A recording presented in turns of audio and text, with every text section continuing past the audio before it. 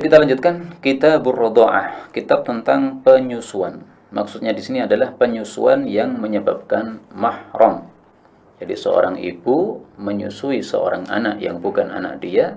Nah, kapan anak ini menjadi anak susuan dan kapan tidak, itu yang akan dibahas. Hadis yang ke-35, al-haditsul khamis wa thalathun.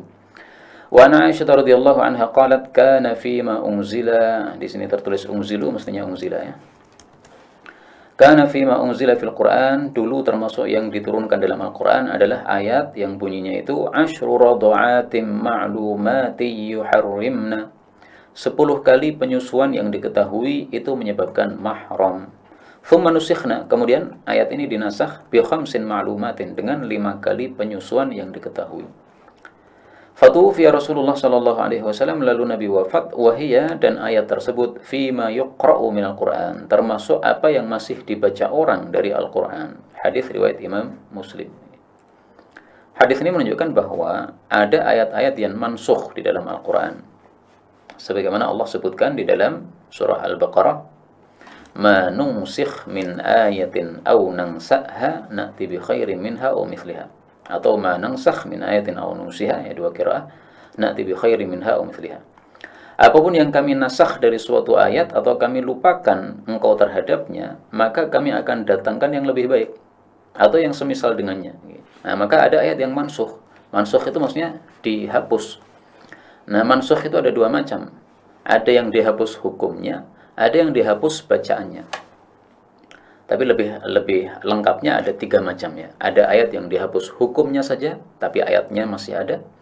Ada yang dihapus lafalnya saja, tetapi hukumnya masih berlaku. Ada yang hukumnya dan lafalnya dihapus dua-duanya. Nah, mari kita pelajari tentang hadis ini. Dulu ada ayat yang mengatakan 10 penyusuan yang diketahui menyebabkan mahram. Ayat ini termasuk mansukh yang sudah dinasakh ayatnya atau lafalnya plus hukumnya. Dihapus dengan apa? Dengan ayat yang lain, yaitu bi khamsin ma'lumatin. 5 penyusuan yang diketahui itu menyebabkan mahram. Nah, ayat ini juga sudah mansukh, tapi hanya mansukh bacaannya saja. Mansukh lafalnya saja. Sehingga dari Al-Fatihah sampai An-Nas kita cari ayatnya enggak ada. Tapi hukumnya masih berlaku. Karena itulah di sini Aisyah mengatakan Rasulullah wafat, ayat yang menasakh tadi, ayat yang mengatakan 5 kali penyusuan tadi, itu masih dibaca orang dari Al-Quran. Maksudnya dibaca oleh mereka-mereka yang tidak tahu bahwasanya ayat itu sudah dihapus lafalnya oleh Allah Subhanahu wa taala. Mereka masih baca karena dikira ayatnya belum dihapus, lafalnya belum dihapus. Padahal yang benar adalah bahwa lafalnya sudah dihapus, sudah tidak ada dalam Mushaful Quran yang kita dapatkan 30 juz ini, tapi hukumnya masih berlaku.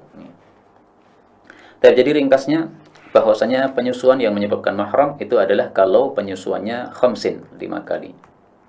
Yang dimaksud 5 kali adalah 5 kali makan. Seperti kalau kita makan sehari kan 3 kali kan, pagi, siang, sore.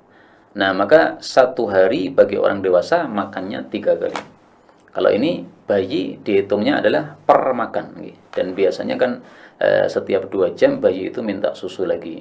Nanti 2 jam lagi minta lagi susu ibunya, begitu. Nah, maka 1 hari itu bisa 5 kali susuan. Karena kalau setiap 2 jam minta susu, maka 5 kali susuan dalam 1 hari sangat-sangat memungkinkan. Dan itu harus maklumat, harus diketahui. Yaitu diketahui betul-betul 5 kali. Sehingga kalau ragu-ragu apakah 5 ataukah 4, ini masih belum menyebabkan mahram. Kenapa? Belum memenuhi syarat maklumat. Jadi syaratnya 2 ya. Syarat pertama harus 5 kali. Kalau kurang dari 5 kali, maka belum menyebabkan mahram.